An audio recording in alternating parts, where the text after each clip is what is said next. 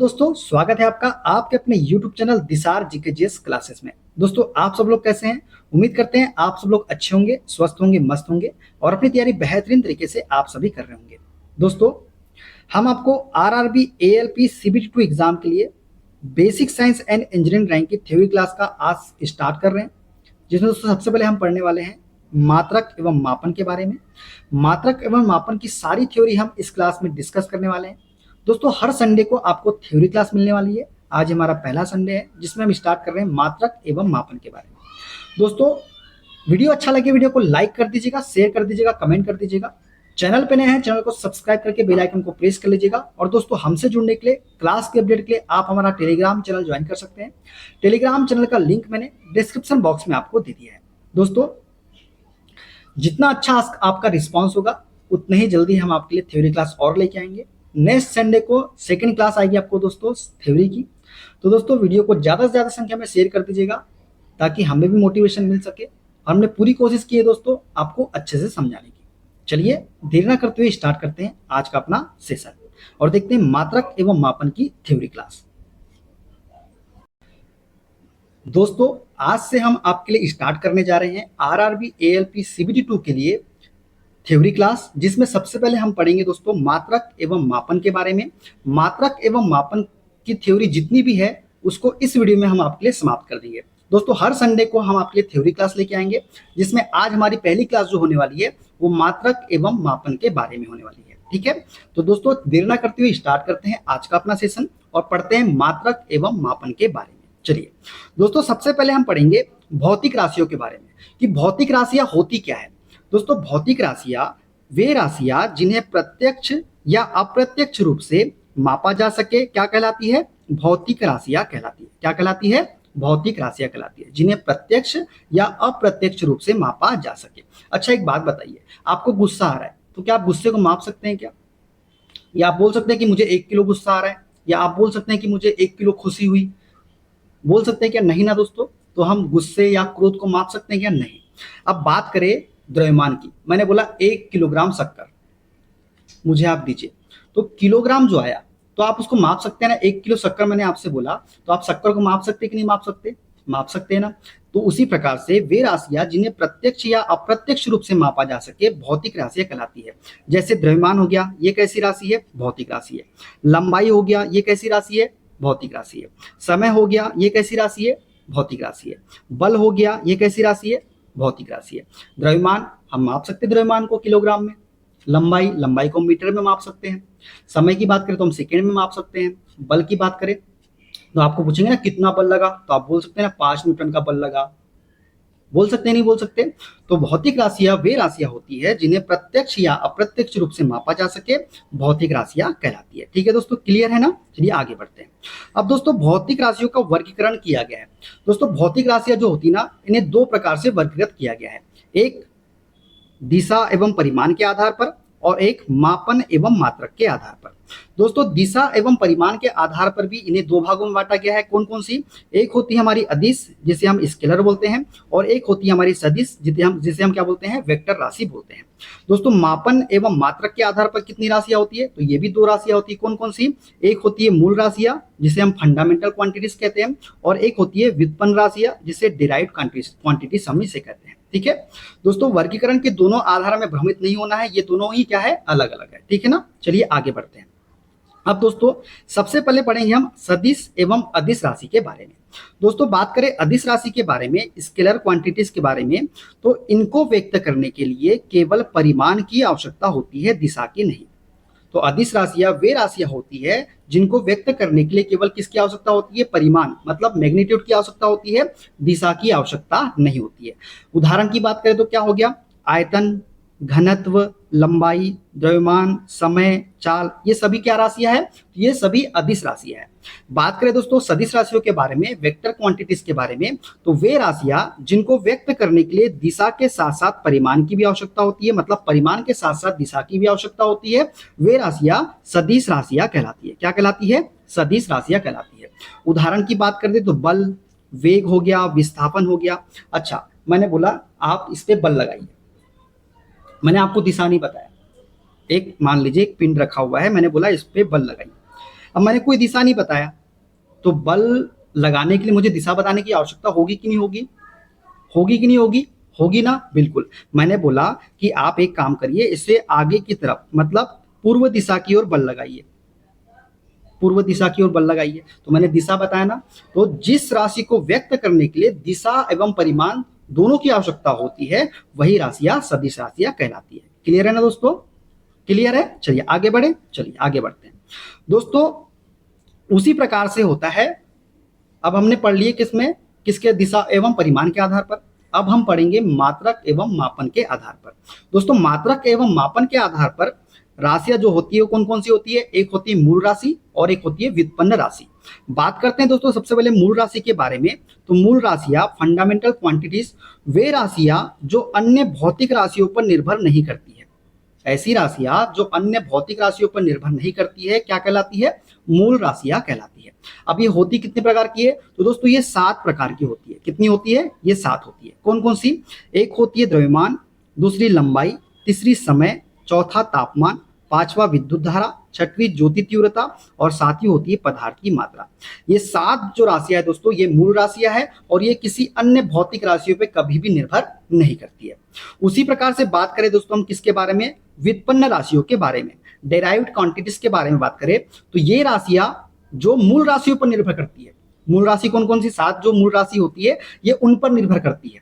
तो यही क्या कहलाती है? व्युत्पन्न राशियां कहलाती है, मतलब डेराइव्ड क्वांटिटीज कहलाती है। तो वे राशियां जो मूल राशियों पर निर्भर करती है क्या कहलाती है? व्युत्पन्न राशियां कहलाती है। जैसे कि बल हो गया, चाल हो गया, घनत्व हो गया, संवेग हो गया, दाब हो गया, ये सभी क्या राशियां है? तो व्युत्पन्न राशियां है। ये मूल राशियों से ही क्या हुई है? उत्पन्न हुई है। ठीक है दोस्तों, क्लियर है? अब दोस्तों हमारे दिमाग में एक सवाल आता है कि मात्रक क्या है। अच्छा मात्रक क्या होता है दोस्तों? अच्छा मैंने बोला 3600, तो इसमें आप बता सकते हैं कि इसमें मात्रक क्या है? 3600 क्या? किलोग्राम है, सेकेंड है, मीटर है।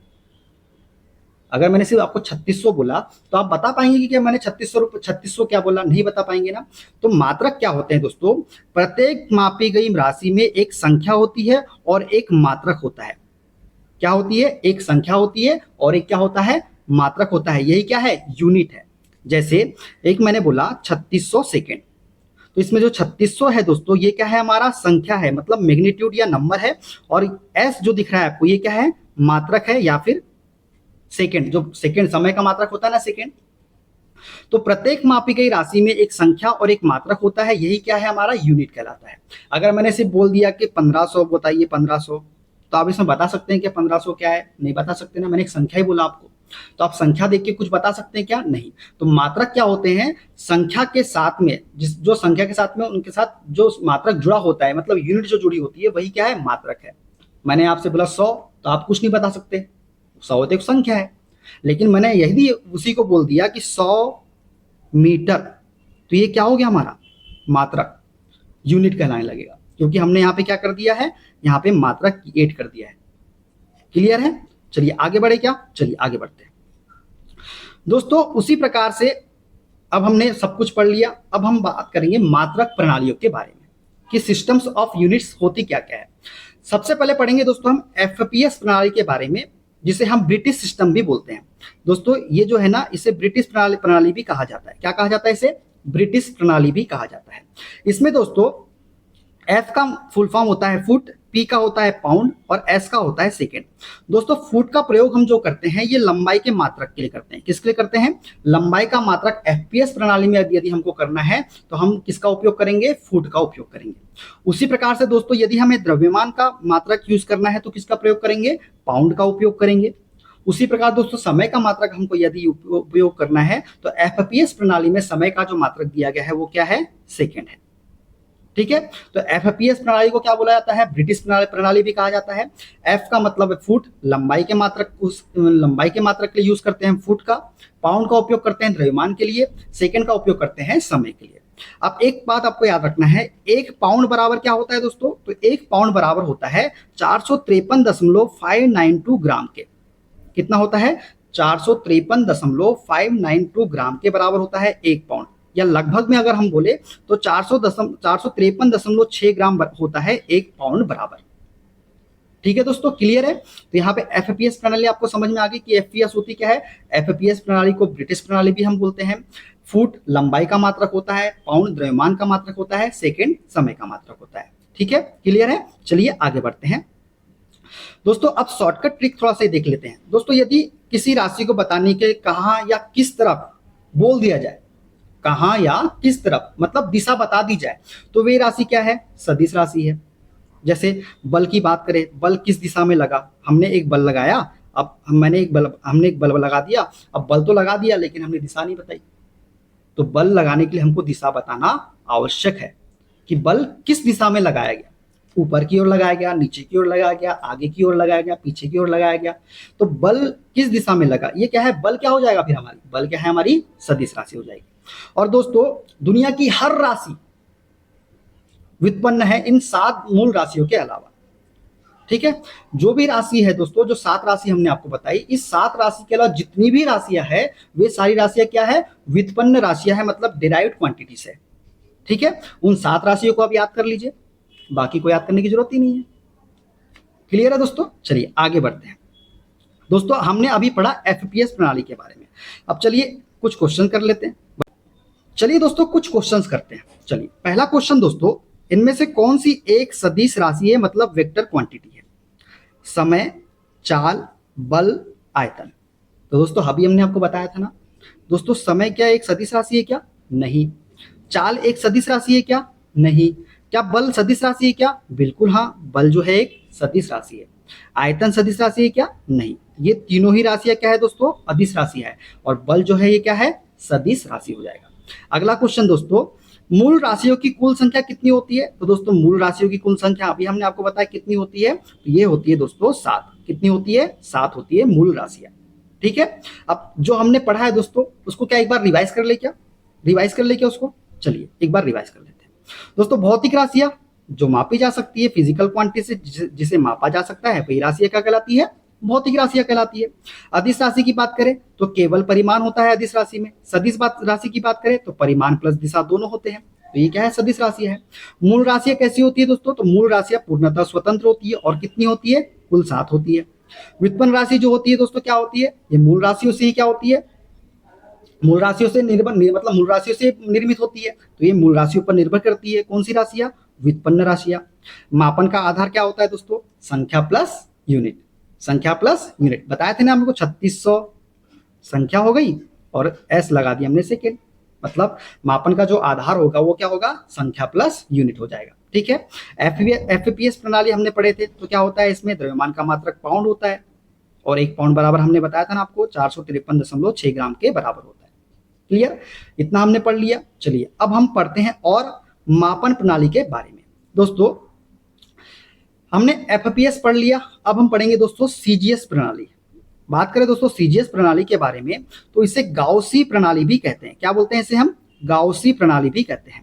इसमें दोस्तों लंबाई का मात्रक होता है सेंटीमीटर, द्रव्यमान का मात्रक होता है ग्राम, समय का मात्रक क्या होता है, सेकेंड में यूज करते हैं। लंबाई के लिए हम किसका उपयोग करेंगे, सेंटीमीटर का उपयोग करेंगे। द्रव्यमान के लिए किसका करेंगे, ग्राम का करेंगे। और समय के लिए किसका करेंगे, सेकेंड का करेंगे।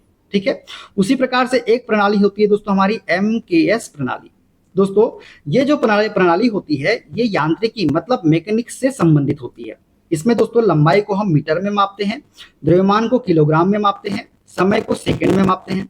तो एमकेएस प्रणाली भी याद होगी आपको, मीटर किलोग्राम सेकंड। ठीक है, उसी प्रकार दोस्तों एसआई प्रणाली, इसकी जो शुरुआत हुई थी दोस्तों, ये कब आई थी प्रणाली, 1971 में आई थी। ठीक है, इसे अंतरराष्ट्रीय प्रणाली भी बोलते हैं, मतलब इंटरनेशनल सिस्टम भी हम बोलते हैं। दोस्तों इसमें 7 मौलिक राशियां होती है, मतलब बेस राशियां होती है, और 2 पूरक राशियां होती है।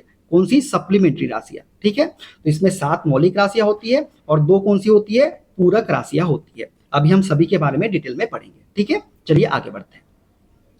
अब दोस्तों 7 मौलिक भौतिक राशियों की बात करें तो दोस्तों ये जो राशियां है ये ब्रह्मांड की सबसे बुनियादी राशियां है जो किसी अन्य पर निर्भर नहीं करती है। हमने आपको बताया था ना 7 राशियां जो होती है वो किसी अन्य पर निर्भर नहीं करती। इनके अलावा जितनी भी राशियां है वो सभी राशियां क्या है, व्युत्पन्न राशियां है जो मूल राशियों पर क्या होती है, निर्भर करती है।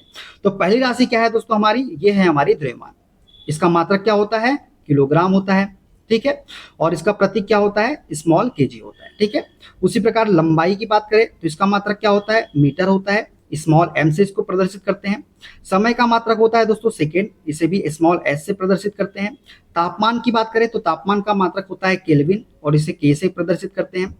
विद्युत धारा की बात करें तो इसका मात्रक होता है एम्पियर और इसे ए से प्रदर्शित करते हैं।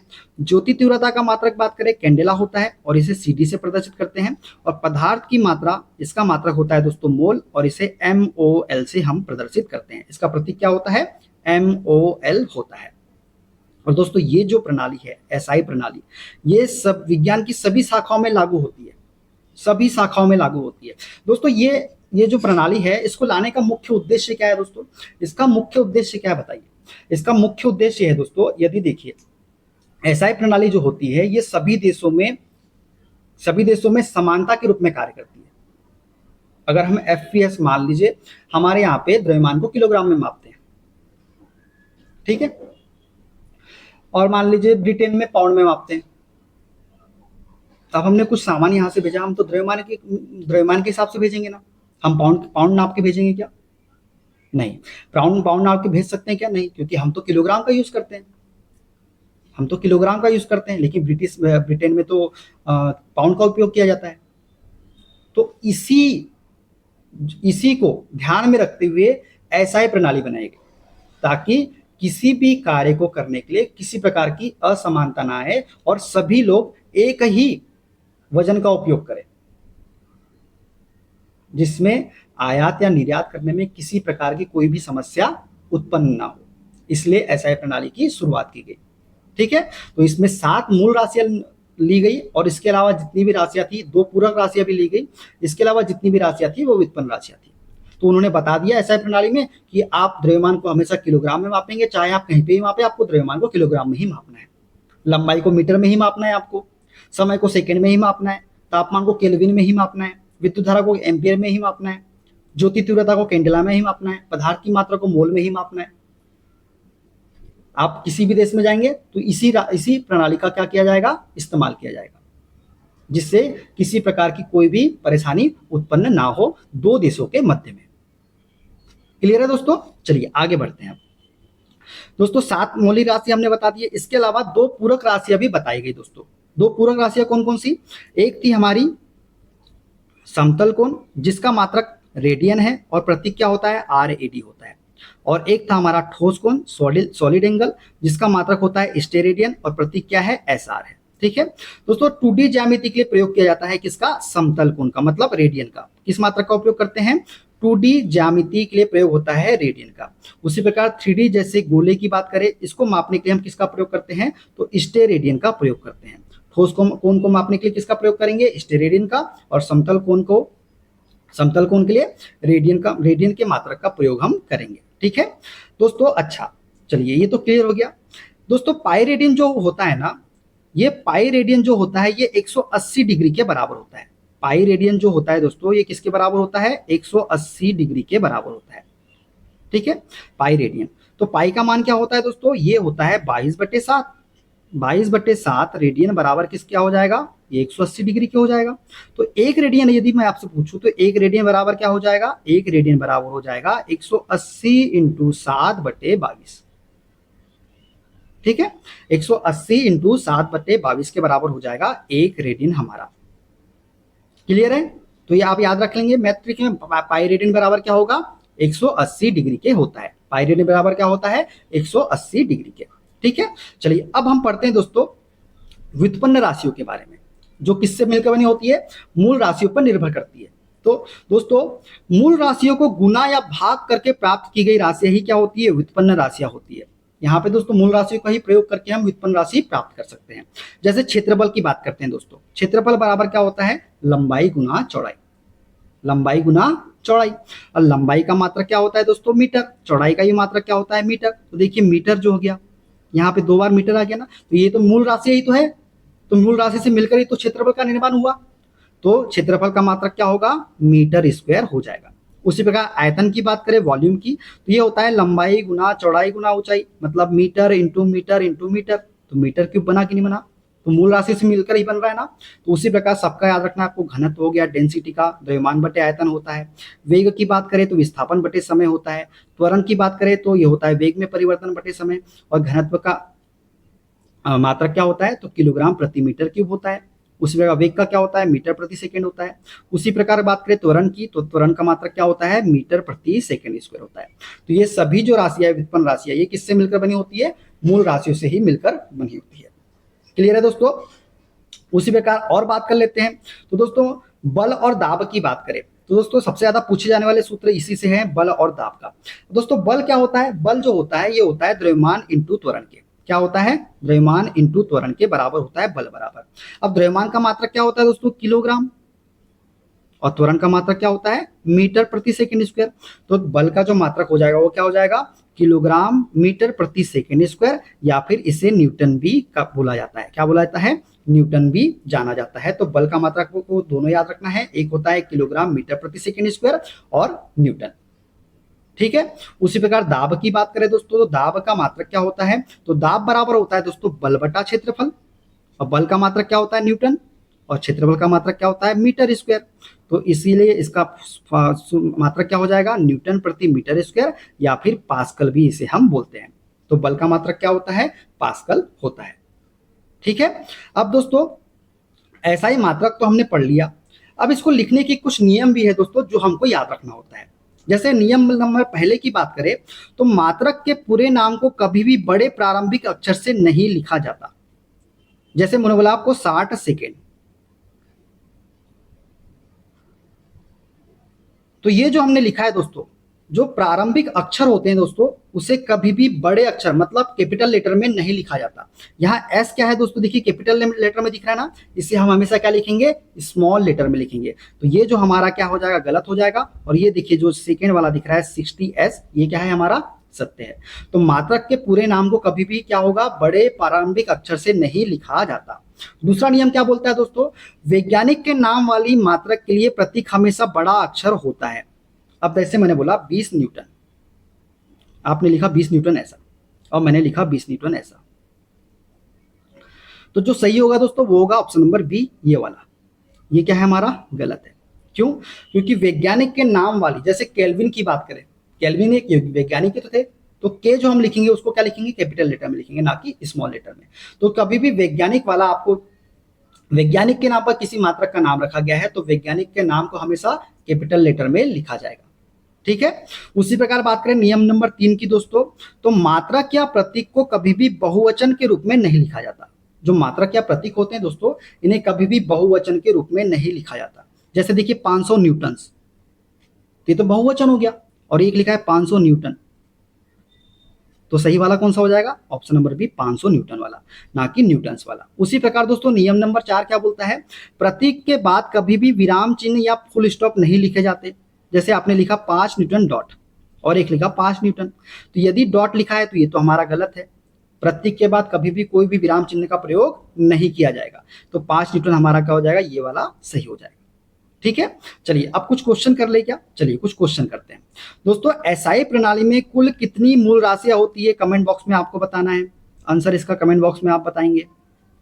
दाब का एसआई मात्रक क्या होता है, और इसे मूल या व्युत्पन्न मात्रकों में कैसे लिखते हैं, ये भी आपको बताना है।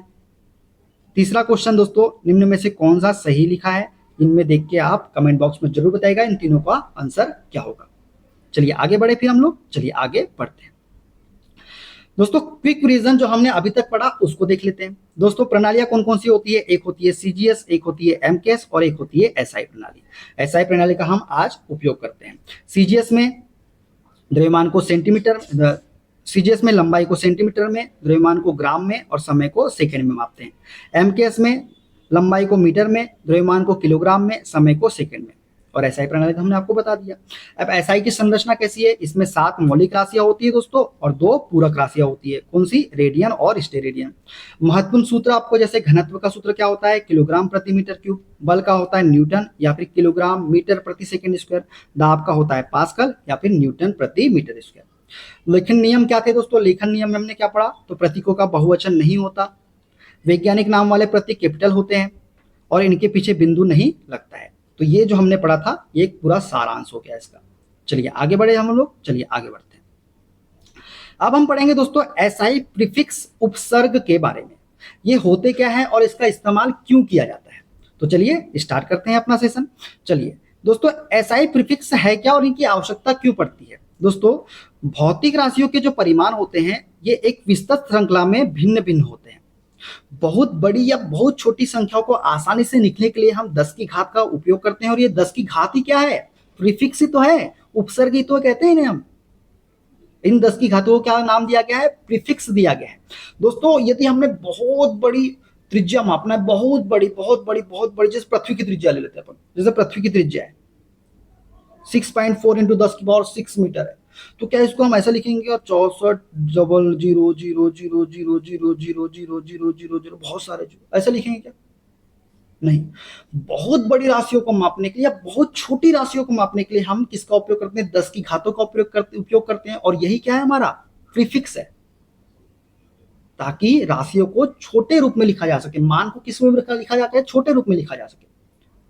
अब कोई चीज है वो 1/, इतनी छोटी है, बहुत छोटी बहुत छोटी है, 0.0000000, तो ऐसा हम लिखेंगे क्या, ऐसा लिखेंगे क्या।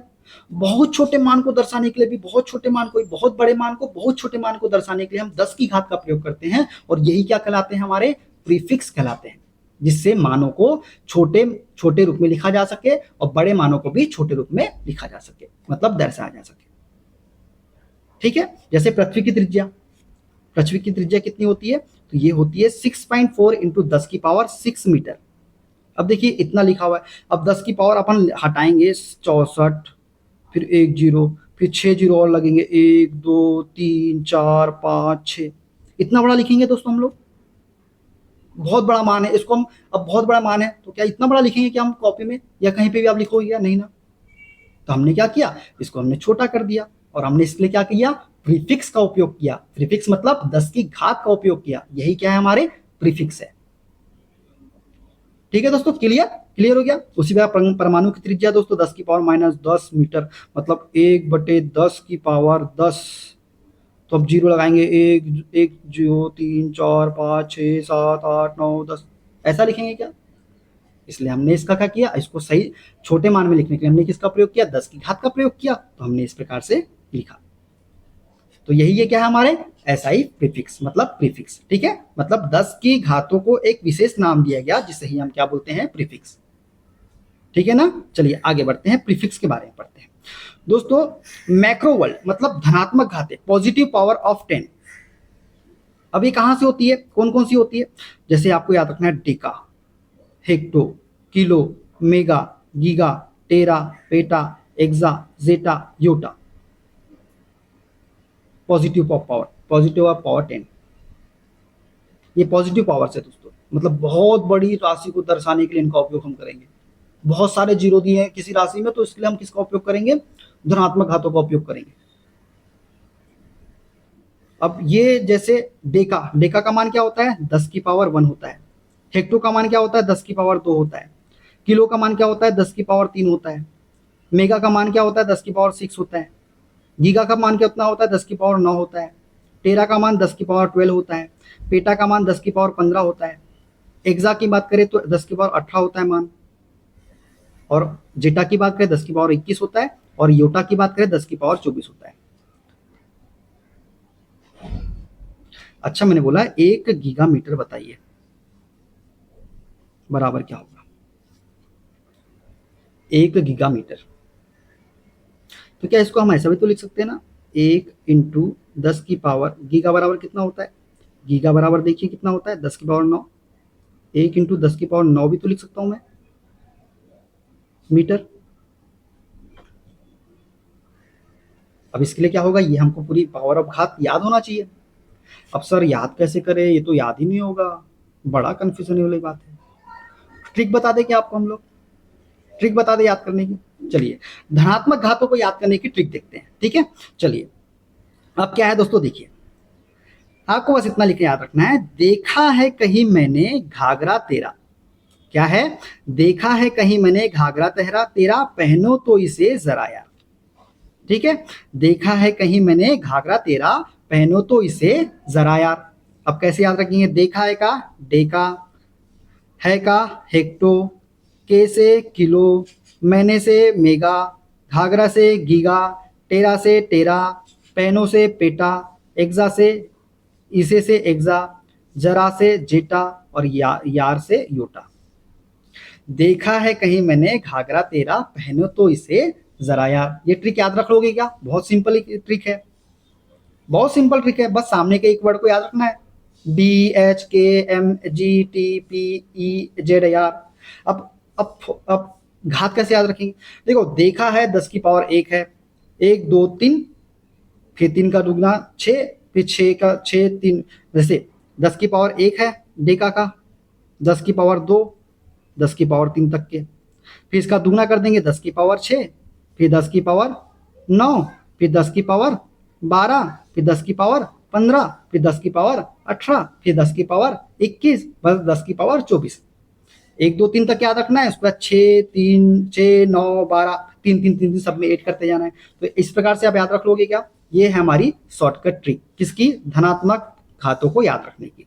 क्या है? देखा है कहीं मैंने घाघरा तेरा, पहनो तो इसे जरा यार।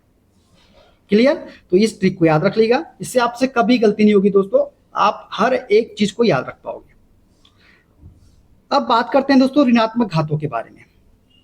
Negative power of 10। अब बहुत छोटी राशि को दर्शाना है दोस्तों, तो नेगेटिव पावर का उपयोग करते हैं। अब कोई राशि का मान है दोस्तों, मान लीजिए एक कोई राशि है जिसका मान दिया हुआ है 1/1, 2, 3, 4, 5, 6, 7, 8, 9, 10। तो इतना जीरो लिखेंगे क्या? हम प्रीफिक्स का उपयोग करेंगे सिंपल वे में लिखने के लिए। जब प्रीफिक्स का उपयोग करेंगे तो क्या हो जाएगा? 1 इंटू 10 की पावर कितनी है? 1 2 3 4 5 6 7 8, तो 1/10 की पावर 8 हो जाएगा। तो ऊपर जाके हो जाएगा 1 इंटू 10 की पावर -8।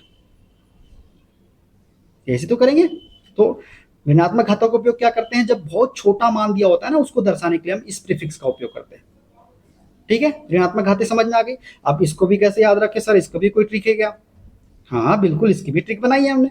चलिए इसकी भी ट्रिक देख लेते हैं। जैसे दोस्तों सबसे पहले तो इसके मान की बात कर लेते हैं।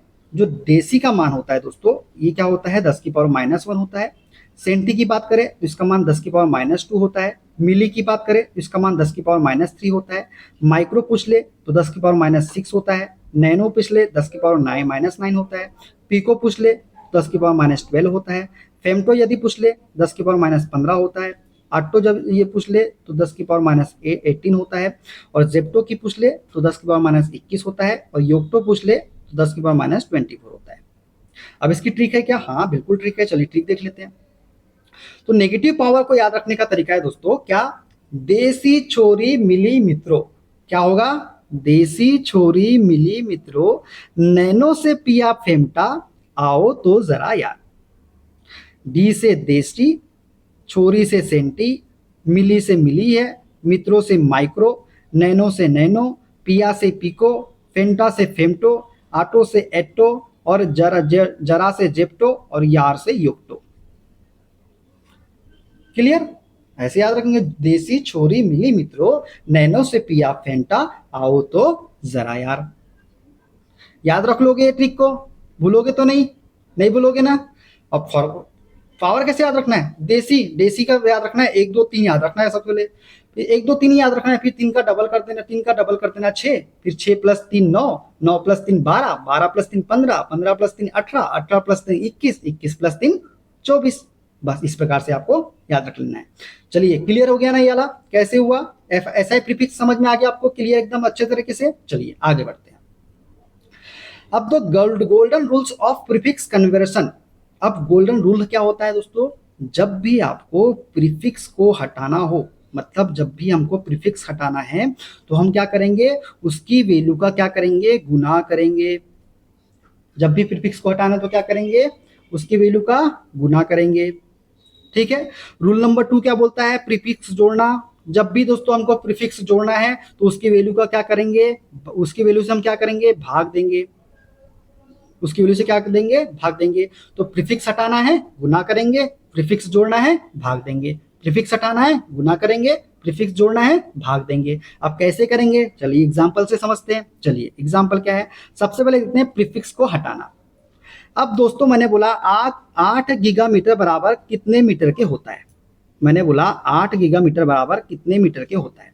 अब दोस्तों यहाँ पे देखिए, गीगा को हटाना है, मतलब प्रीफिक्स को हमको क्या करना है, हटाना है। तो हटाना है तो क्या करेंगे, गुना करेंगे। तो क्या कर देंगे हम, मल्टीप्लाई बाई 10 कर देंगे। तो 8 इंटू गीगा का मान क्या होता है, 10 की पावर 9 होता है, और ये क्या हो जाएगा, मीटर के हो जाएगा। क्लियर। प्रीफिक्स हटाना है तो क्या करेंगे, उसकी वैल्यू का गुना करेंगे। क्लियर हो गया ना। उसी प्रकार 7 सेंटीमीटर को मैंने बोला मीटर में, बताइए 7 सेंटीमीटर को मैंने बोला, 7 सेंटीमीटर को मीटर में क्या होगा मान, मीटर में क्या होगा। अब दोस्तों प्रीफिक्स को हटाना है हमको, तो सेंटी का मान कितना होता है दोस्तों, ये होता है 10 की पावर -2, और यही क्या हो जाएगा, मीटर हो जाएगा। तो जब भी प्रीफिक्स को हटाना है तो क्या करेंगे, उसकी वैल्यू से गुना करेंगे। क्लियर हो गया, क्लियर हो गया। अच्छा, पिको फेरेड बोला मैंने, एक पिको फेरेड बराबर, पिको फेरेड बराबर कितने फेरेड के। तो पिको का मान क्या होता है दोस्तों, बताइए पिको का मान क्या होता है, बताए थे ना हमने आपको, पिको का मान कितना होता है। तो पिको का मान होता है 1 इंटू 10 की पावर -12, और यही क्या हो जाएगा, फेरेड के। तो प्रीफिक्स जब भी आपको हटाना है तो क्या करेंगे, उसकी वैल्यू को गुना करेंगे। क्लियर हो गया, आगे बढ़े चलिए। तो 10 की पावर -12 फेरेड के बराबर हो जाएगा 1 पिको फेरेड बराबर। चलिए आगे बढ़ते हैं। अब देखते हैं प्रीफिक्स को जोड़ना। जब हमको प्रीफिक्स जोड़ना हो, अगर मैंने बोला 4000 मीटर को किलोमीटर में बदलिए, 4000 मीटर को क्या बोला मैंने आपको, किलोमीटर में बदल बोला। तो यहाँ क्या करना है, देखो मीटर तो हमारे पास पहले दिया है, किलो को क्या करना है, 8 करना है, किलो को क्या करना है, 8 करना है। तो क्या करेंगे, 4000 तो वैसे ही रहेगा, और किलो की वैल्यू कितनी होती है, 10 की पावर 3 होती है। तो इससे क्या करेंगे, भाग देंगे, 10 की पावर 3 से क्या करेंगे, भाग देंगे। जब भी प्रीफिक्स जोड़ना है तो क्या करेंगे, उसकी वैल्यू से भाग देंगे। तो 4000 को जब भाग देंगे तो क्या हो जाएगा, क्या हो जाएगा, इसको जब भाग देंगे तो 4 किलोमीटर हो जाएगा। क्या हो जाएगा, 4 किलोमीटर हो जाएगा। होगा कि नहीं होगा, होगा कि नहीं होगा, बताइए बोलिए। क्लियर होगा, कितना होगा, 4000 और 4 किलोमीटर के बराबर होगा कि नहीं होगा, बिल्कुल होगा। ठीक है, क्लियर। तो 4 किलोमीटर हो जाएगा इसका, ठीक है। उसी प्रकार मैंने बोला ये जो आपको दिया इतने मीटर में, इसको मेगा में बदलिए, मतलब मेगा मीटर में बदलिए। अब देखिए दोस्तों, इतना बड़ा है, 8, 1 2 3 4 5 6 7 8, मेगा का मान कितना होता है, 10 की पावर 6 होता है, मतलब 10, 1 2 3 4 5 6, 1 2 3 4 5 6, 1 2 3 4 5 6, एक जीरो ज़्यादा बढ़ा दिया हमने। तो ये कितना आएगा, 800 मीटर के बराबर हो जाएगा क्या, 800 मेगा मीटर के। तो 800 मेगा मीटर हो जाएगा। तो जब भी आपको याद रखना प्रीफिक्स जोड़ना है तो उसको क्या करेंगे, उसकी पावर से हम क्या देंगे, भाग देंगे, और जब भी प्रीफिक्स हटाना तो क्या करेंगे, मल्टीप्लाई करेंगे। क्लियर है, चलिए आगे बढ़ते हैं। अब हटाना और जोड़ना एक साथ, चलिए पहले हटाने वाला देख लेते हैं। अब दोस्तों 7000 मीटर में देखिए नैनोमीटर, मतलब नैनो जुड़ रहा है, जुड़ रहा है, जुड़ रहा है, तो क्या करेंगे, जुड़ रहा है तो क्या करेंगे, जुड़ा है तो डिवाइड करेंगे। तो ठीक है, 7000 तो ऐसे ही रहेगा, और नैनो का मान कितना होता है, 10 की पावर -9 होता है कि नहीं होता है। तो दोस्तों 7000 को मैं ऐसे ही तो लिख सकता हूँ, 7 इंटू 10 की पावर 3 इंटू ये जब 10 की पावर 9 ऊपर जाएगा तो क्या हो जाएगा, 10 की पावर 9 हो जाएगा। तो क्या हो जाएगा, 7 इंटू 10 की पावर 9 और 3 12, तो 10 की पावर 12 के, तो ये कितना हो जाएगा, 7 इंटू 10 की पावर 12 नैनोमीटर हो जाएगा कि नहीं हो जाएगा। तो 7000 मीटर बराबर क्या हो जाएगा, 7 इंटू 10 की पावर 12 नैनोमीटर के हो जाएगा। उसी प्रकार दोस्तों 500 पास्कल का माइक्रो पास्कल में बदलना है। तो माइक्रो क्या हो रहा है, इसमें जोड़ना है, क्या करना है, जोड़ना है, माइक्रो जुड़ रहा है। तो जोड़ने के लिए क्या करेंगे, जोड़ने के लिए क्या करेंगे, भाग देंगे। तो 500 माइक्रो का मान कितना होता है दोस्तों, 10 की पावर -6। तो क्या मैं इसको ऐसे भी तो लिख सकता हूँ ना, 5 इंटू 10 की पावर 2 इंटू 10 की पावर 6 ऊपर जाएगा तो क्या हो जाएगा, 10 की पावर 6 हो जाएगा।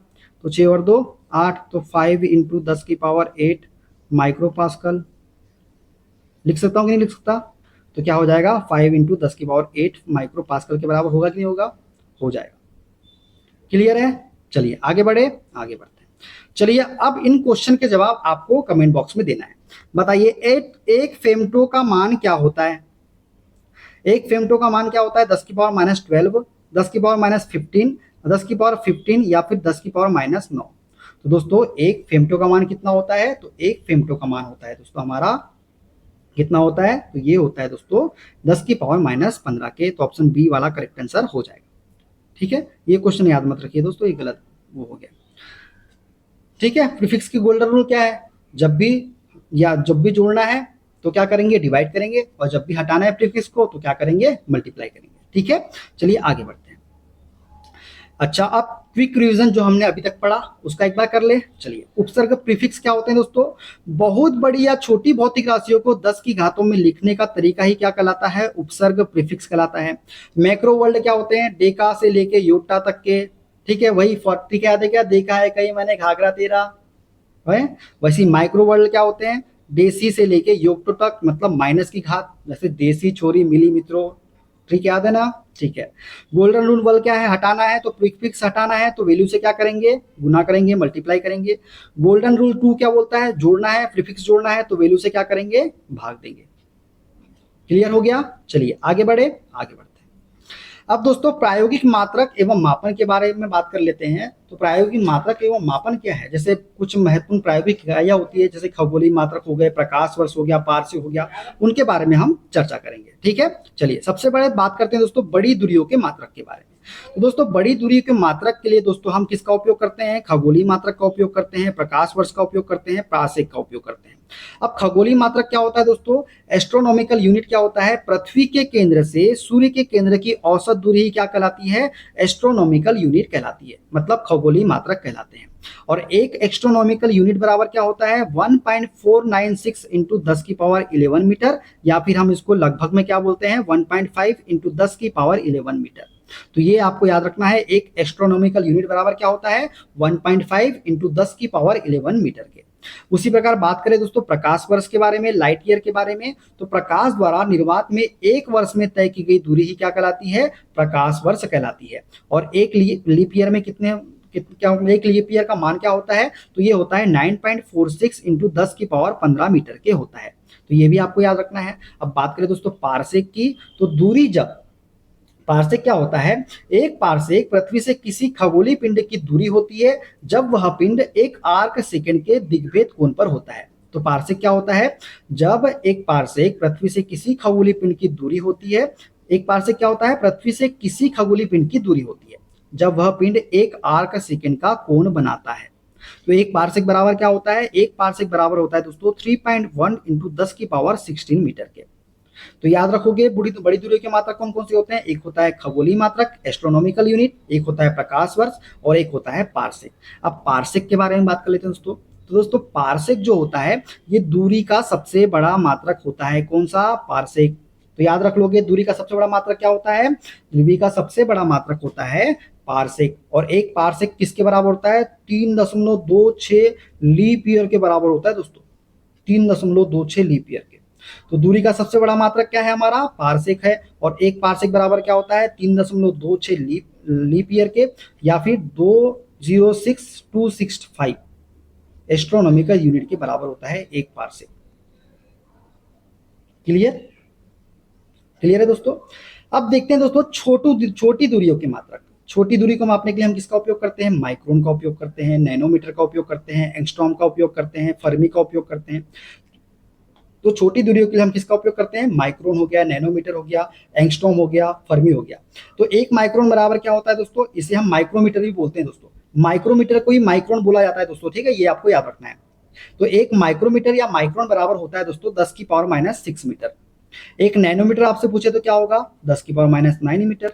एक एंगस्ट्रॉम पूछ ले आपसे तो क्या होगा? 10⁻10 मीटर के होता है। और एक फर्मी पूछ ले तो एक फर्मी बराबर होता है 10⁻15 मीटर के। दोस्तों एंगस्ट्रॉम जो होता है ना दोस्तों, इसका उपयोग प्रकाश की तरंग दैर्ध्य मापने के लिए किया जाता है। किसका उपयोग? एंगस्ट्रॉम का उपयोग।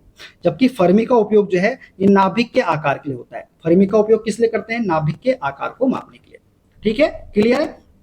अच्छा, अब दैनिक जीवन की दूरियों की बात करें दोस्तों, जो दैनिक जीवन में यूज होती है। अगर मैं बोलूं कि बताइए दोस्तों, 1 फुट में कितने इंच होते हैं, तो 1 फुट में कितने इंच होते हैं, 12 इंच होते हैं। 1 फुट में कितने सेंटीमीटर होते हैं, तो 1 फुट में होते हैं 30.48 सेंटीमीटर। और 1 इंच में कितने सेंटीमीटर होते हैं, तो 1 इंच में होते हैं 2.54 सेंटीमीटर होते हैं। ठीक है, ये दैनिक जीवन की दूरियां है दोस्तों, जिसका उपयोग हम करते हैं। ठीक है, उसी प्रकार दोस्तों यार्ड या माइल की बात करें, तो एक यार्ड में होते हैं दोस्तों 3 फीट, और एक यार्ड में होते हैं 36 इंच। तो ये आप याद रख लोगे, एक यार्ड में 3 फीट होते हैं और 36 इंच होते हैं। उसी प्रकार दोस्तों एक यार्ड में 91.44 सेंटीमीटर होते हैं, ये भी आपको याद रखना है। ठीक है, एक माइल की बात करें, एक मील की बात करें, तो इसमें 1.6 किलोमीटर होता है दोस्तों, या फिर 1600 मीटर होते हैं। किलोमीटर में पूछे तो 1.6 किलोमीटर, और मीटर में पूछे तो 1600 मीटर। और 1 किलोमीटर में दोस्तों 0.62 माइल्स होते हैं। कितने होते हैं, 0.62 माइल्स होते हैं 1 किलोमीटर में। तो ये सब याद रख लोगे आप दोस्तों। क्लियर है ना? चलिए आगे बढ़े, आगे बढ़ते हैं दोस्तों। शॉर्टकट ट्रिक देखते हैं, क्षेत्रफल बदलना। दोस्तों हम जानते हैं 1 फीट में होते हैं 12 इंच। मैंने बोला बताइए, 1 फीट में 12 इंच होते हैं, तो 1 फीट स्क्वायर में क्या होगा।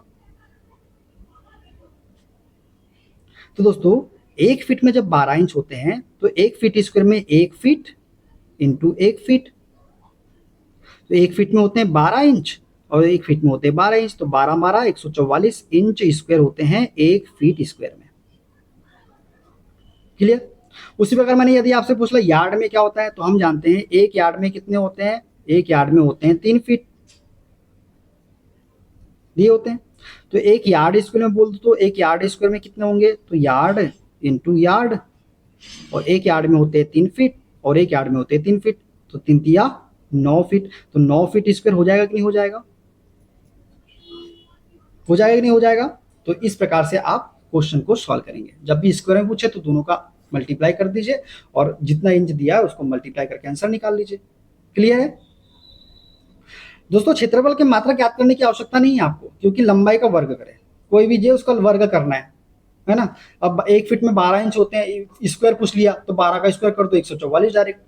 एक यार्ड में 3 फीट होते हैं, एक यार्ड स्क्वायर पूछ लिया, 3 का स्क्वायर कर दो 9 फीट स्क्वायर। इसको याद करने की आवश्यकता है क्या? नहीं ना। चलिए आगे बढ़ते हैं दोस्तों। भूमि और क्षेत्रफल के भी बहुत महत्वपूर्ण मात्रक होते हैं। जैसे आप देखा होगा ना, हेक्टेयर, उनकी जमीन 1 हेक्टेयर है, 1 एकड़ जमीन है उसकी, 5 एकड़ जमीन है उसकी। फीट बताइए वर्ग फुट कितना है, एक घर का वर्ग फुट 1000 स्क्वायर फीट। ये घर 1000 स्क्वायर फीट में बना है, ऐसा बोलते हैं ना, सुना होगा आपने। तो आपको कुछ नहीं है, बस वैल्यू याद रखना है। जैसे मैं बोलूं 1 हेक्टेयर में कितने मीटर स्क्वायर होते हैं, तो आपको याद रखना है 1 हेक्टेयर में होते हैं 10,000 मीटर स्क्वायर। कितने होते हैं, 10,000 मीटर स्क्वायर। और मैंने बोला 1 मीटर स्क्वायर में कितने फीट स्क्वायर होते हैं बताइए तो 1 मीटर स्क्वायर में होते हैं 10.764 फीट स्क्वायर। ये तो होगा ना। ठीक है, तो 1 मीटर स्क्वायर में कितने होते हैं, 10.764 फीट स्क्वायर होते हैं, वर्ग फुट होता है। 1 एकड़ की बात करें दोस्तों, तो 1 एकड़ में होते हैं 4046.86 मीटर स्क्वायर। और 1 इंच स्क्वायर की बात करें तो 6.45 सेंटीमीटर स्क्वायर के बराबर होता है एक वर्ग इंच। एक वर्ग इंच 6.45 वर्ग सेंटीमीटर की क्या होता है, बराबर होता है। ठीक है, ये चारों चीजें आपको याद रखना है। ठीक है ना। चलिए, और जैसे 1 एकड़ में हमको पता है 4046.86 मीटर स्क्वायर होते हैं। मैंने बोला तो बताओ 6 एकड़ में कितना होगा, तो क्या 6 से मल्टीप्लाई कर देंगे क्या, इसमें आंसर निकल के आ जाएगा हमारा। वैसे बोला 1 हेक्टेयर में 10,000 मीटर स्क्वायर होते हैं, तो बताइए 10 हेक्टेयर में कितना होगा, तो 10,000 इंटू 10 कर देंगे। वैसे बोला 1 मीटर स्क्वायर बराबर 10.764 फीट स्क्वायर, तो बताइए 15 मीटर स्क्वायर बराबर कितना होगा, बस इसमें मल्टीप्लाई कर देंगे। तो ये वैल्यू आपको याद होना चाहिए, जो वैल्यू है ये याद होगी तो आप आसानी से क्वेश्चन का जवाब दे पाएंगे। क्लियर है ना। चलिए आगे बढ़ते हैं दोस्तों। इसके अलावा भी कुछ होते हैं क्या? हाँ होते हैं, जैसे द्रव्यमान और समय की मात्रक। जैसे तो भारी द्रव्यमान होता है ना दोस्तों, एकदम भारी द्रव्यमान, उसके लिए हम किसका उपयोग करते हैं, टन का उपयोग करते हैं, क्विंटल का उपयोग करते हैं, स्लग का उपयोग करते हैं, पाउंड का उपयोग करते हैं। जैसे केक होगा, केक को किस में आपने पाउंड में तो बोलते हैं, 1 पाउंड केक, 1 पाउंड का केक दे दो, 2 पाउंड का केक दे दो, 4 पाउंड का केक दे दो, 5 पाउंड का केक दे दो। तो इसके भी कुछ आपको याद रखने हैं जो एग्जाम में जनरली पूछे जाते हैं। जैसे हमको पता है 1 टन में होता है दोस्तों 1000 किलोग्राम। कितना होता है 1 टन में? 1000 किलोग्राम होता है। और 1 क्विंटल में कितना होता है? 100 किलोग्राम होते हैं। एक स्लग में कितना होता है? 14.57 किलोग्राम होते हैं। और 1 पाउंड में होता है 453.6 ग्राम, या फिर 16 औंस के बराबर होता है। 1 पाउंड किसके बराबर होता है? 16 औंस के बराबर होता है, या फिर 453.6 ग्राम के बराबर होता है। ठीक है, तो ये भारी द्रव्यमान के थे। उसी प्रकार सूक्ष्म द्रव्यमान हुआ समय के लिए, तो दोस्तों सूक्ष्म द्रव्यमान के लिए एटॉमिक यूनिट का उपयोग करते हैं। और एक एटॉमिक यूनिट बराबर होता है 1.6 इंटू 10⁻27 किलोग्राम के। और टाइम को हम मापते हैं सेक में, और सेक का मान होता है 10⁻8 सेकेंड के। एक सेक बराबर अगर आपसे पूछ ले तो क्या होता है? 10⁻8 सेकेंड के बराबर होता है। ठीक है, और 1 पाउंड में कितने किलोग्राम पूछ ले तो 0.4536 किलोग्राम होते हैं। क्लियर है कैसे हुआ? ठीक है ना, चलिए आगे बढ़े, चलिए आगे बढ़ते हैं। अब कुछ क्वेश्चन है जो बनाते हैं। 3 टन को क्विंटल में बदलो। दोस्तों हम जानते हैं 3 टन को क्विंटल में बदलना है। हम जानते हैं दोस्तों 1 टन में होते हैं 10 क्विंटल के, तो 3 टन में कितने हो जाएंगे? 30 क्विंटल हो जाएंगे।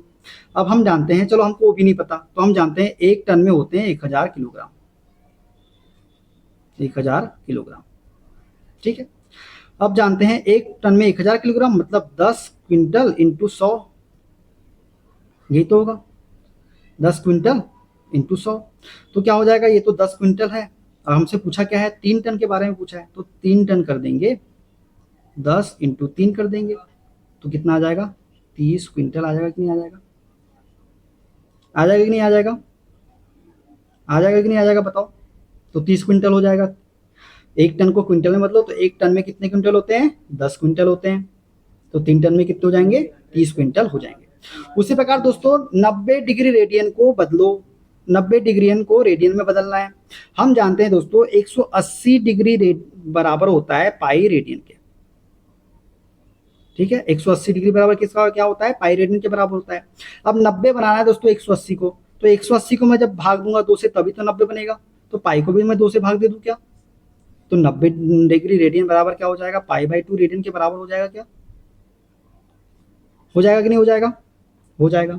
तो इस प्रकार से आप चेंजेस कर सकते हैं, बस आपको मान पता होना चाहिए। ठीक है, और कुछ क्वेश्चन देख लेते हैं।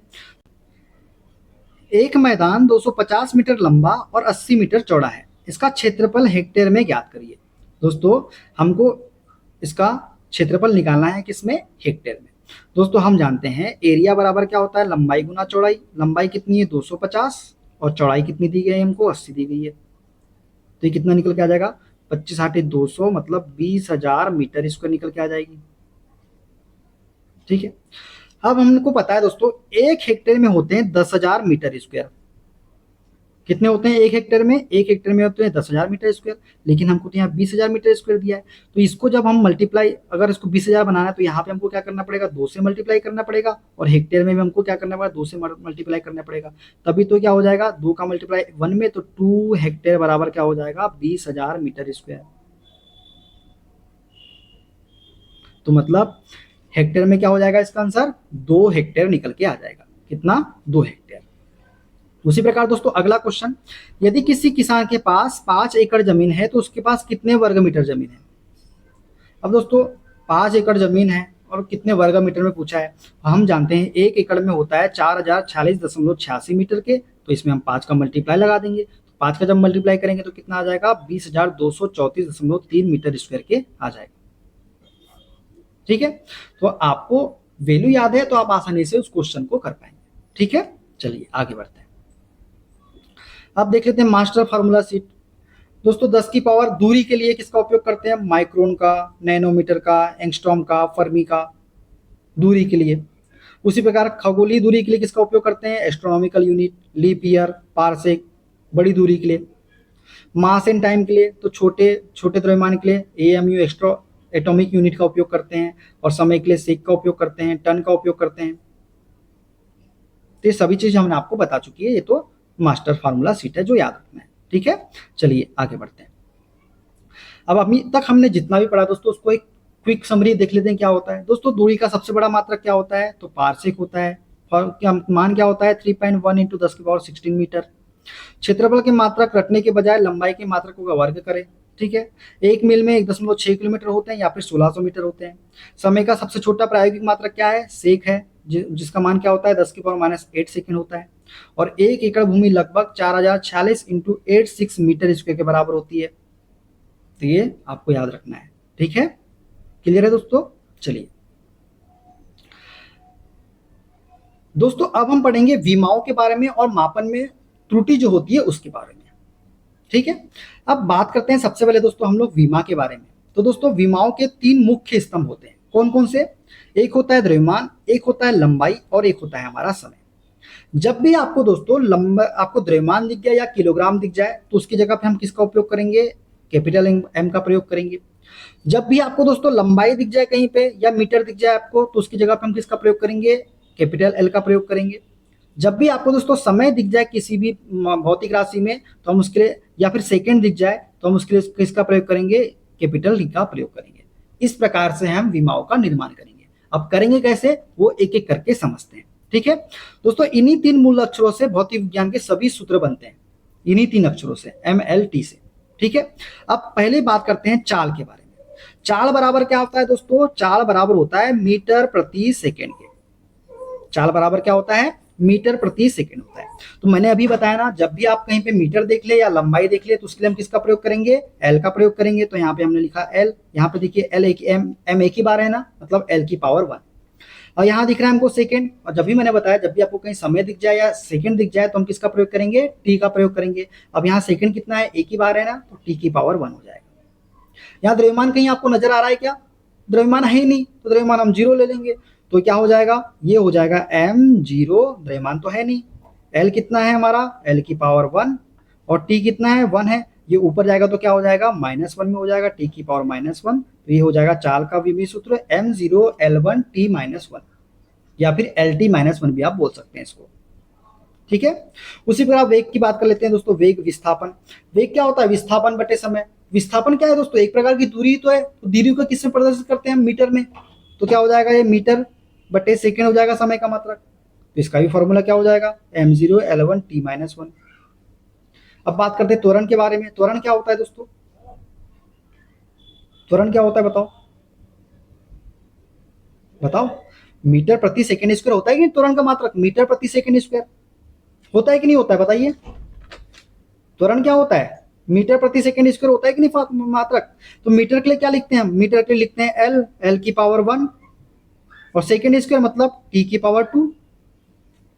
यहाँ द्रव्यमान दिख रहा है कि आपको, द्रव्यमान नहीं, द्रव्यमान नहीं है तो हम एम का मान 0 रखेंगे, m0 l1, और t2 है, ऊपर जाएगा तो माइनस हो जाएगा, तो t-2।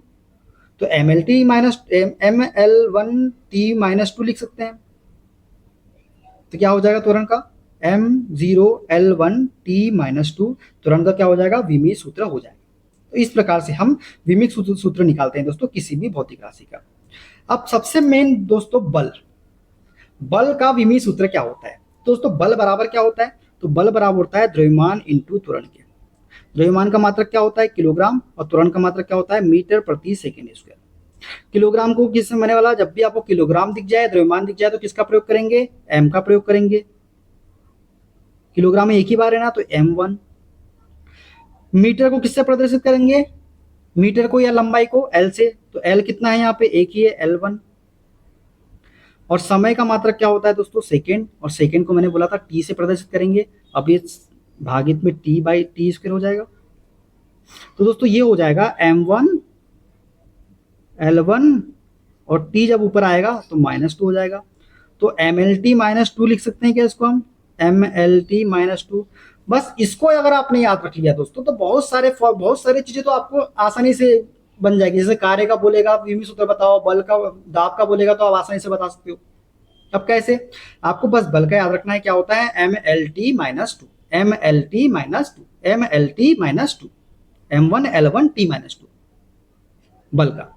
अब कैसे, चलिए अब बल से उत्पन्न विमाएं, जैसे दाब, आपको बोला दाब का विमीय सूत्र बताइए, तो हम जानते हैं दाब बराबर क्या होता है, बल बटे क्षेत्रफल के होता है। और बल का विमीय सूत्र क्या होता है दोस्तों, MLT-2, MLT-2 होता है। और क्षेत्रफल क्या होता है, मीटर स्क्वायर तो होता है। तो क्षेत्रफल को मीटर स्क्वायर, तो लंबाई का ही तो है, तो एल स्क्वायर। तो दोस्तों एल ऊपर स्क्वायर ऊपर जाएगा, ये 1 है तो L-1 हो जाएगा। और T-2 तो पहले से ही है। तो दाब का विमीय सूत्र क्या हो गया, ML-1 T-2, ML-1 T-2। उसी को आप प्रश्न तनाव देखो दोस्तों, F/L, F क्या है, बल है, बल का बताया था MLT-1 मैं MLT-2 MLT-2 बल का। और लंबाई का क्या होता है, मीटर, तो लंबाई का क्या हो जाएगा, L1 हो जाएगा। तो L1 से तो L1 कट जाएगा दोस्तों, ये तो 0 हो जाएगा। तो M1 L0 T-2, तो ये किसका हो जाएगा, पृष्ठ तनाव का हो जाएगा। तो बल का यदि याद है तो बहुत सारी राशियों के मान आपको याद करने की जरूरत ही नहीं है, बल का आप याद रख लो बस, ठीक है। चलिए आगे बढ़ते हैं। बल और ऊर्जा की विमाएं दोस्तों, कार्य बराबर क्या होता है, बल गुना विस्थापन। बल का मैंने बताया MF1 L1 T-2, और विस्थापन क्या होता है, विस्थापन तो दूरी होता है, दूरी मतलब मीटर में, तो L1, तो L1 तो L2 हो जाएगा। और ये M1 L2 और T-2, तो ये किसका हो जाएगा, कार्य का हो जाएगा। संवेग का भी क्या होता है, द्रव्यमान इंटू वेग होता है। द्रव्यमान का मात्रक क्या होता है, किलोग्राम। वेग का मात्रक क्या होता है, मीटर प्रति सेकेंड। तो किलोग्राम को मैंने क्या बोला, M से प्रदर्शित करेंगे, किलोग्राम एक ही बार है तो M1, मीटर को L से मीटर एक ही बार है तो L1, T सेकेंड एक ही बार है तो T-1, और T ऊपर जाएगा तो M1 L1 T-1। इस प्रकार से हम निकाल सकते हैं विमाएं। क्लियर है, चलिए आगे बढ़ते हैं। अब भौतिक राशि जैसे तो सार्वत्रिक गुरुत्वाकर्षण नियतांक का मान पूछ लिया आपसे, तो क्या होगा बताइए, गुरुत्वाकर्षण नियतांक का मान, तो F(r²) divided by M1 M2, यही होगा। बल का मैंने आपको बताया, याद कर लो क्या होता है, M1 L1 T-2, और दूरी का स्क्वायर है तो L का स्क्वायर, मतलब दूरी मीटर में मापते हैं तो मीटर स्क्वायर। और M1 M2 मतलब मीटर स्क्वायर, M का स्क्वायर, द्रव्यमान का M2, यहाँ मीटर द्रव्यमान कितने, 2 है ना, तो 2 M2। तो क्या हो जाएगा, ये M1 L1 T-2, तो M2 है, यहाँ पे M1 है, ऊपर जाएगा तो क्या हो जाएगा, M-1 हो जाएगा। L1 यहाँ पे 1 है और यहाँ पे L2 मतलब L3 हो जाएगा, और T-2 तो पहले से है, तो क्या हो जाएगा, M-1 L3 T-2, ये सार्वत्रिक गुरुत्वाकर्षण नियतांक का क्या हो जाएगा, विमीय सूत्र हो जाएगा। उसी प्रकार बलागुण का क्या होता है, बल इंटू दूरी। बल का हमको पता है MLT-2 इंटू ये हो जाएगा। उसी बाद दूरी का क्या होता है, मीटर होता है तो L, तो क्या हो जाएगा ML2 T-2। ठीक है, क्लियर है, चलिए आगे बढ़ते हैं। चाल और वेग का भी याद रख लीजिए। चाल और वेग का क्या होता है, M0 L1 T-1, कार्य बलागुण का क्या होता है, M1 L2 T-2। ठीक है, चलिए आगे बढ़ते हैं। अब बात करते हैं दोस्तों मापन में त्रुटि के बारे में, कि मापन में त्रुटि क्या होती है। दोस्तों किसी भी भौतिक राशि के वास्तविक मान और मापे गए मान के बीच का अंतर ही क्या कहलाती है, त्रुटि कहलाती है। जैसे दोस्तों ये एक हमारा स्केल है, एकदम सीधा स्केल है दोस्तों, इसमें किसी प्रकार की कोई भी गड़बड़ी नहीं है, तो ये सिद्धांतिक पूर्णता मतलब थ्योरेटिकल परफेक्शन है। ये त्रुटिपूर्ण वास्तविकता की बात करें, ये हमारा स्केल है, देखिए यहाँ से थोड़ा सा हमको डैमेज नजर आ रहा है कि यहाँ पे ये हमको डैमेज नजर आ रहा है थोड़ा सा, तो ये सही माप मापेगा क्या दोस्तों, नहीं। अब ये सही माप मापेगा नहीं तो त्रुटि हमको मिलेगी कि नहीं मिलेगी, मिलेगी कि नहीं मिलेगी, मिलेगी। तो दोस्तों किसी भी भौतिक राशि के वास्तविक मान और मापे गए मान के बीच के जो अंतर होता है ना, वही क्या होती है, हमारी त्रुटि होती है। अब वो कैसे दोस्तों, एक 10 मीटर की कोई छड़ी है, इसको मापना है, तो किसी ने इसको मापा 10.1 और किसी ने मापा 9.7। अब बोले, किसी ने बोला कि भाई मैंने तो 10.1 मापा है और अब मैंने 9.7, कोई दो व्यक्ति है, एक ने 10.1 मापा और एक ने 9.7 मापा। अब बताइए इसमें, और जो छड़ी की लंबाई थी वो कितनी थी, 10 सेंटीमीटर थी कल। अब बताइए इसमें त्रुटि क्या है, तो त्रुटि क्या होगी, वास्तविक मान और मापे गए मान के बीच का अंतर। पहले वाले ने 10.1 की त्रुटि की और दूसरे वाले में 10 माइनस 9.7 या 9.7 इंटू 10 माइनस 10 कर देंगे तो 0.3 की त्रुटि की, यही तो क्या है, हमारी त्रुटि है। क्लियर, क्लियर हो गया इतना? तो मापन में त्रुटि क्या होती है? किसी भी भौतिक राशि के वास्तविक मान, ट्रू वैल्यू, और मापे गए मान के बीच का अंतर ही क्या कहलाती है? त्रुटि कहलाती है। दोस्तों कोई भी मापन होता है ना, ये पूरी तरह से शुद्ध कभी नहीं होता, इसलिए हर मापन में कुछ ना कुछ क्या होती है? त्रुटि होती है। अब त्रुटि को गणना करने का सूत्र क्या होता है? तो त्रुटि को गणना करने का सूत्र होता है मापित मान मतलब मेजर्ड वैल्यू, आपने जो नापा, और वास्तविक मान जो असली माप दिया गया था। इसी से हमारी क्या निकल के आ गई? त्रुटि, एरर निकल के आ गई। तो जब भी आपको बोले कि त्रुटि बताइए, कोई मान दिया है उसकी त्रुटि बताइए, तो हम किसका उपयोग करेंगे? इस फॉर्मूला का भी उपयोग करेंगे, measured value minus true value is equal to error के। ठीक है? तो दोस्तों अब इसके उदाहरण देख लेते हैं। चलिए, मान लीजिए वास्तविक मान दिया गया है 20 सेंटीमीटर और आपने मापा 19.8 सेंटीमीटर, तो बताइए त्रुटि कितनी की हुई? तो त्रुटि क्या होता है? Measured value minus true value. Measured value हमने ली 19.8 और ट्रू वैल्यू कितनी थी? 20। तो हमारी त्रुटि कितनी निकल के आ गई? -0.2 सेंटीमीटर निकल के आ गई। तो इस प्रकार से हम त्रुटि निकालेंगे। क्लियर है दोस्तों? चलिए आगे बढ़े, आगे बढ़ते हैं। अच्छा बताइए, बल की विमा क्या है? क्वेश्चन, इसका क्वेश्चन का आंसर आपको कमेंट बॉक्स में देखना है। बल की विमा क्या होती है? यदि वास्तविक मान 15 सेंटीमीटर और मापित मान 15.3 सेंटीमीटर है तो त्रुटि क्या होगी? ठीक है, इन दोनों क्वेश्चन का आंसर आपको कमेंट बॉक्स में देना है। चलिए ना, देखते हैं अगला क्वेश्चन। अब हम फिर से जितना भी हमने पढ़ा उसका रिवीजन कर ले एक बार। चलिए, चाल और वेग का सूत्र क्या होता है? मीटर प्रति सेकेंड। विमा क्या होती है? LT-1। त्वरण की बात करें तो मीटर प्रति सेकेंड स्क्वायर। विमा क्या होती है? LT-2। बल की बात करें तो द्रव्यमान इंटू त्वरण।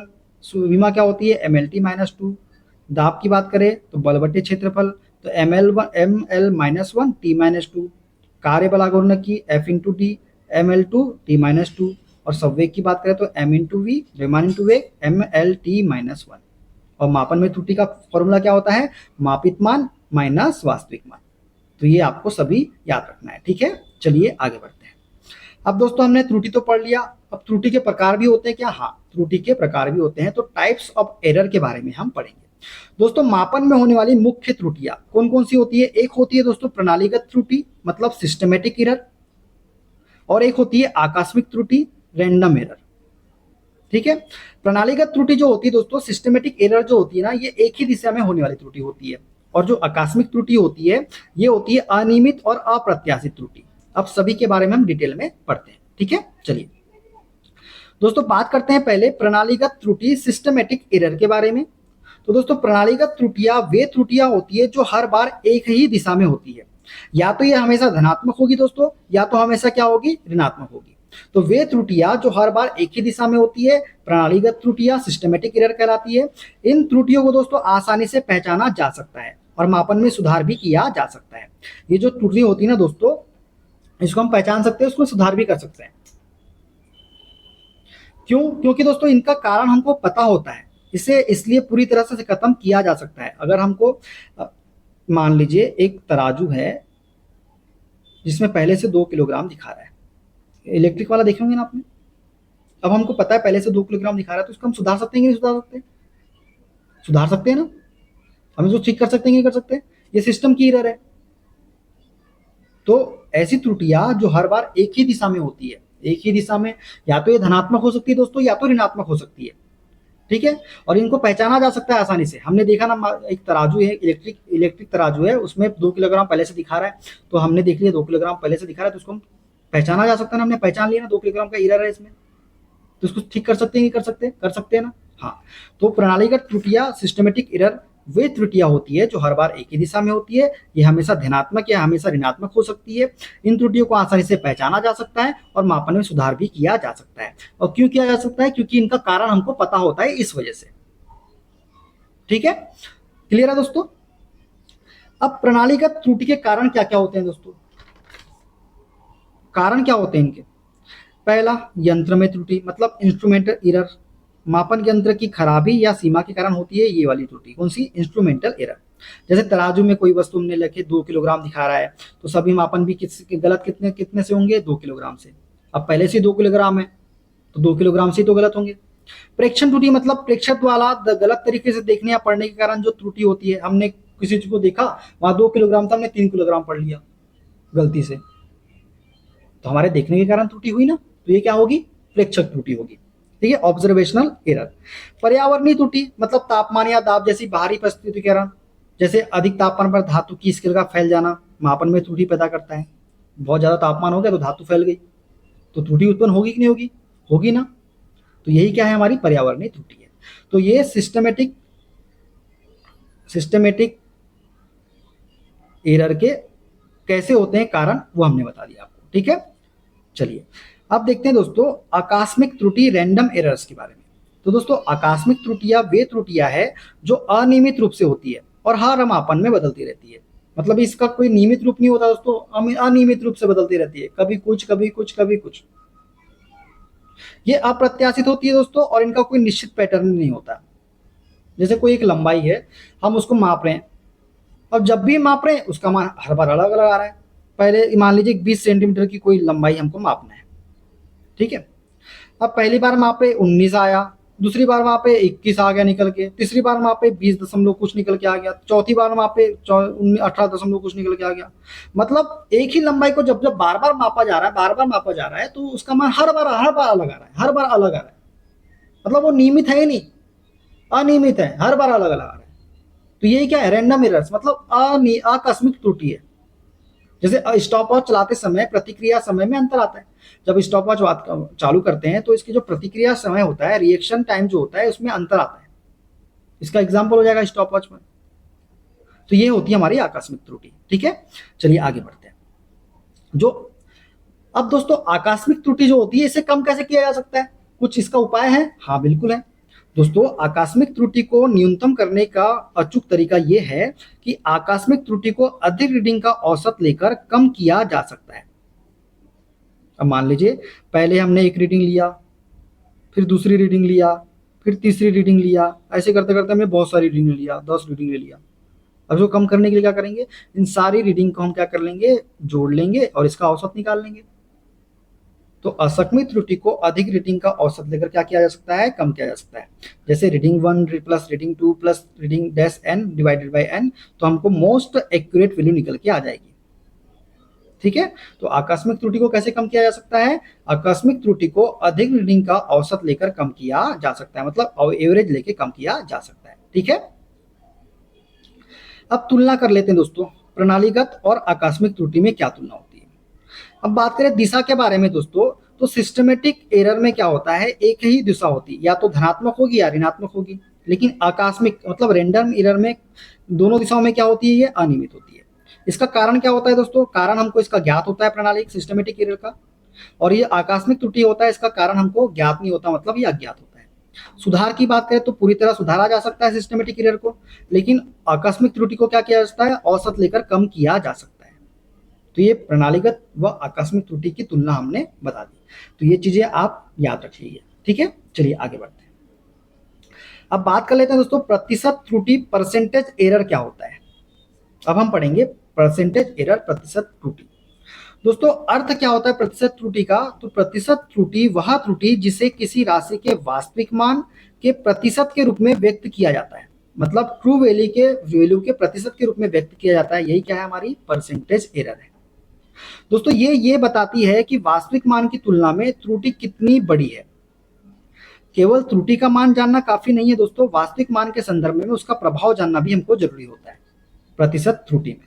ठीक है, तो दोस्तों ये हो गया प्रतिशत त्रुटि। अब इसको निकालने का सूत्र क्या होता है, तो दोस्तों जब भी आपसे परसेंट एरर पूछ ले तो इसका फॉर्मूला होता है एब्सोल्यूट एरर परम त्रुटि बटे ट्रू वैल्यू वास्तविक मान इनटू 100। एब्सोल्यूट एरर क्या होता है, परम त्रुटि मापित मान और वास्तविक मान का अंतर। एब्सोल्यूट एरर क्या होता है, मापित मान और वास्तविक मान का अंतर, और ट्रू वैल्यू क्या होता है, वास्तविक मान होता है, मतलब वस्तु का सही मान। तो इसका उपयोग करके हम परसेंटेज एरर निकाल सकते हैं। ठीक है दोस्तों, चलिए परसेंटेज त्रुटि कैसे निकालेंगे देखते हैं।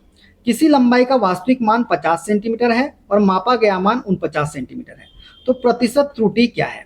तो दोस्तों हमको दिया गया है वास्तविक मान 50 सेंटीमीटर, मापा गया मान 49 सेंटीमीटर, तो एरर कितना आ गया, तो एरर क्या होता है, मापित मान माइनस ट्रू वैल्यू।